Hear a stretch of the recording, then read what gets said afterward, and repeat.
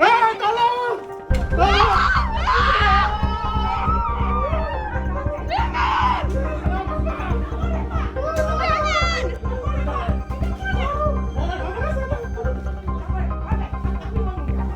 Tapi yang abang, kalau tidak tahu, tanya saya.